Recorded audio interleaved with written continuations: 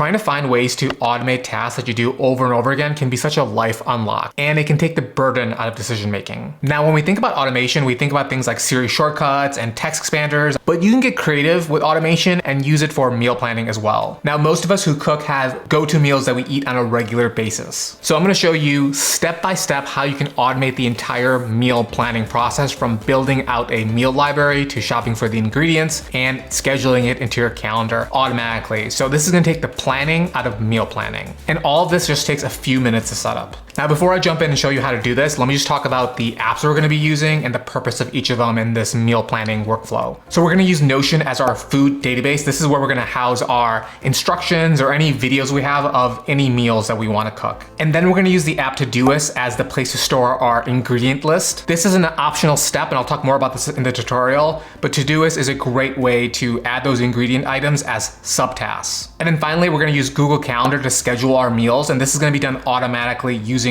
Todoist's native two-way sync feature. Okay, let's get into the tutorial and show you how easy this is to set up. Okay, so this is my food database in Notion, and if you want the database and the template, it's gonna be in the description box below, and it's totally free. I'm also gonna include all my personal recipes, so you can have that as well. Okay, and as you can see, I have this set up as a board view. I love using the board view to look at all my different meals, and I don't really have any lunch meals, and breakfast is just hidden. The reason for that is my breakfast doesn't really vary at all. I have a couple of dishes that I eat every single morning, and I don't eat lunch. And there's a video here if you want to know more about why I do that. So this is grouped by cuisine. So American, Asian, healthy, Italian, Mexican, Mediterranean. I just like to have that so I know exactly what type of dish I'm eating. And then I have a couple of properties that I like to show. And those properties are duration. So I like to know if the meal is gonna take 20 minutes or less, or it's gonna take an hour. And that's kind of, I've divided up into those two categories. And I obviously like to keep those quick 20-minute meals on the weekdays and the longer 1-hour prep meals on the weekends. And then I just have a property here that lets me know what type of meat it is or if it's a veggie dish. Okay, and then this is the template that I use, and I'll show you what that looks like. Okay, so you obviously put the recipe name here, and then the properties here, I've mentioned these already, duration, so under 20 minutes or longer than 1 hour. The protein here, I don't eat pork. And then the URL, if you have a URL of the recipe, you could stick that in here, and then cuisine right here as well. And there's one more property here that I have, which is season, and I've been playing around with this idea where you would eat foods that are specific for the season, or like if you're gonna eat chili, it's not gonna be something you'll eat in the summer, you probably eat that in the winter. If you're gonna grill outside, that's probably more for the summer versus the winter. So just playing around with that, but I think season is another type of property that would be really cool to have, but I haven't started using it yet. And then we have Todoist. Now Todoist can be embedded inside Notion. I think it's really cool that you could do this. So you can quickly look at Todoist inside, and I can add the ingredients to a specific meal or create a new meal right inside Todoist. So I have this embedded in my template. And then we have instructions here, so I just number this, and you can copy and paste when you find the recipe, or you could just use something like Notion Saver, which is a Chrome extension that you could use to clip different recipes and stick them into this specific database. And then I love finding recipes and videos on them. I'm a big fan of cooking videos on YouTube. And the cool thing with Notion is you can embed a video right into a Notion page. I know it's really simple, but it makes Notion so convenient. When you want to find a recipe, you don't need to search Google. You can go right into your recipe, find the video, and just play it. And there's a really cool trick here where you can play it at a specific time. And I'm gonna show you this in action when we actually set this all up. So we can stick our YouTube videos into this toggle here, and I use the header toggle video, which is one of the new features in Notion. Now, using Todoist is an optional step, but I do find that the task management in Todoist is far superior to Notion, especially when it comes to recurring tasks, and this can turn into recurring meals. Now, depending on when you're watching this video, Notion will have a native sync to Google Calendar sometime in 2022. So depending on when you're watching this, that could also automatically happen, and it'll be much easier to do that sync between Google Calendar and Notion. But for the sake of this video, I'm gonna show you how to do this in Todoist. And Todoist, if you don't know, is a free task management app. There is a paid version, but for the features I'm showing you, everything is free, including the two-way sync. Okay, and if you're not gonna use Todoist, you can just do check marks. If you don't know, if you do open bracket, close bracket, you can automatically have a check mark block, which is really easy to do. So you can just type in all the ingredients or copy and paste from the internet. Okay, the next step is going to be connecting this Notion database to Todoist, and we're gonna use a third-party application. And we're gonna use automate.io, and this is a third-party way to connect apps together. And this was actually acquired by Notion recently. There's a couple other apps, Zapier's out there, If This Then That can also do this, but this is gonna automate. Anytime you create a new meal in Notion, it's gonna automatically create a task in Todoist. So let's show you how that works. So we're gonna log in, or for you, you might have to need to sign up if you've never used this website. So we'll just quickly log in. Okay, so we're logged in, so we're gonna create a bot, and we wanna use Irfan's Notion, and we're going to do a new database item. Okay, and we're gonna find our recipes database. Okay, that's our recipe database. And we don't really need to mess with any of the output fields here, so we can just toggle out of that. And then we're going to select our next app, which is gonna be Todoist. So we'll click on Todoist here. And we're gonna do select the action to be done, which is gonna be adding a task. And this is gonna ask what project it's gonna be in. So we didn't do this before, but we're gonna create a new project, and I have a list here of kind of like grocery lists and my Notion meals database. So we'll just create a new one here. So add project below, and we'll call it Notion meals sample, because this is for the video. And we'll click on add. So we have Notion meals sample. Now let's go back to automate.io. Okay, we're gonna add a task, and then we're gonna go to project, and we've already set up our project in Todoist, and we've called it Notion Meals Sample. So we'll find where that is at. Okay, Notion Meals Sample. We'll click on that, and the task name, we're gonna click that plus icon here, and we want it to be the title of the item. So if I do pizza in my Notion database, it's gonna be pizza. So it corresponds. So we'll do that. Okay, and then we don't need to touch any of the other fields here. And we'll click on save. Automate.io will make you do a live data set. I'll just skip this part for the video and get to the good part.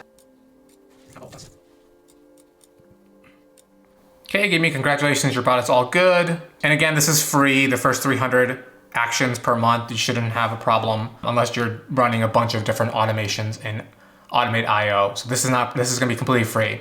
Okay, now that we have this set up, we're gonna go into Todoist, and this is the last step here. We're gonna do the integration between Google Calendar and Todoist. So we'll just go into integrations here at the very top under your account.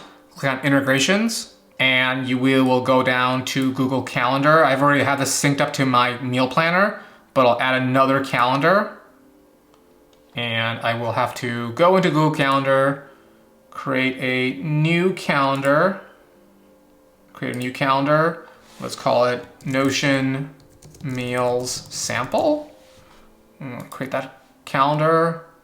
All right, so we have Notion Meals Sample here. Integrations, add calendar.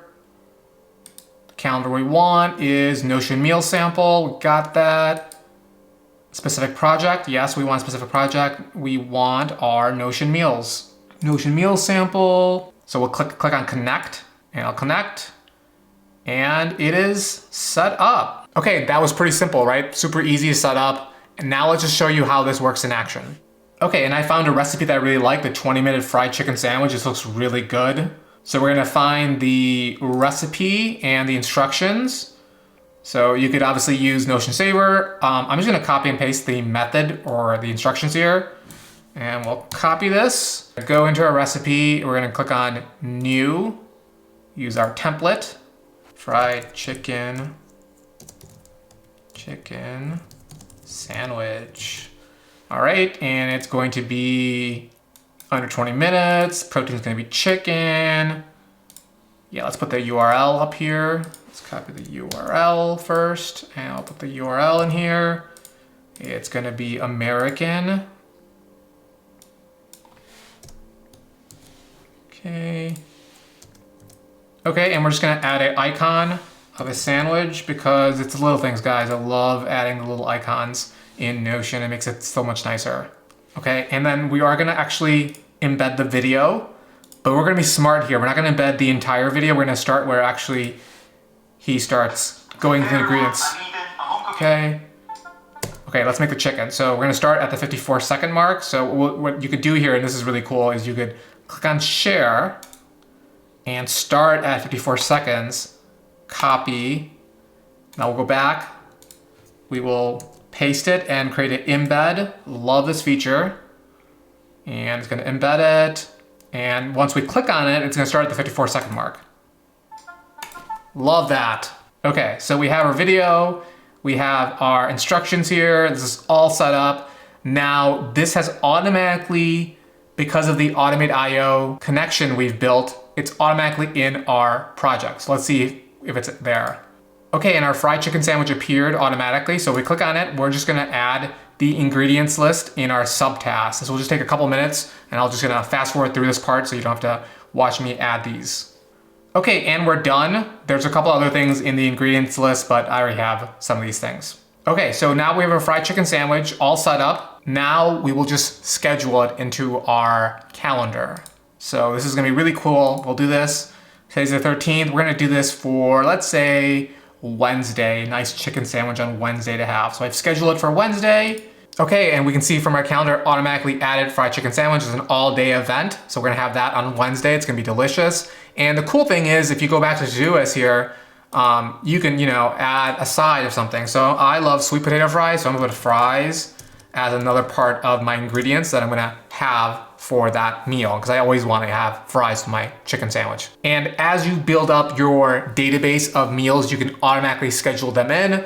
And the cool thing with Todoist is you could have a new line here or a section, and you can do Mexican, and that could be all your Mexican meals. And you could also view it as a board. So if you want to do a board of Mexican food, American food, you could easily do that. So really, really nice in Todoist to set up all your meals. And all this syncs two ways with Google Calendar. So if I go back to Google Calendar and say, I want that fried chicken sandwich on Friday, and I move it over, it'll automatically change in Todoist in just a second here. Friday, boom, it happened. So I love that two-way sync. So hopefully this will work with Google Calendar and Notion automatically, just how it works with Todoist. And tell me in the comments below if you're not using Todoist, if you're doing that two-way sync between Google Calendar and Notion, how it's working and if you like it. And the other thing with Google Calendar is you could share this calendar with friends, with family, significant others, roommates, so they don't need to have Notion or Todoist, but you could save your meal planner calendar with everyone else. The other cool thing with this setup is you could do recurring meals. So you could, if you go back to our fried chicken sandwich example here, and we say, let's just clear it, and say, every Wednesday, 1st of the month. And we save it. Now, we go back to our calendar. Let's go to month view here. Chicken sandwich on Wednesday, the first Wednesday of the month. Chicken sandwich. And as you can see, this is completely automated. You can look at your calendar and automatically know exactly what you're gonna eat. And when you look at the week, you could find out exactly what ingredients you need looking at Todoist and shop for those online, or if you go to the grocery store, have them on the app. So it's terrific, guys. So hopefully you enjoyed this tutorial. Let me know in the comments below if you have any questions or comments. And if you like the way I set up this database for my recipes, check out my weekly reflection journal database. I make journaling dead simple. There's a link right here to watch it.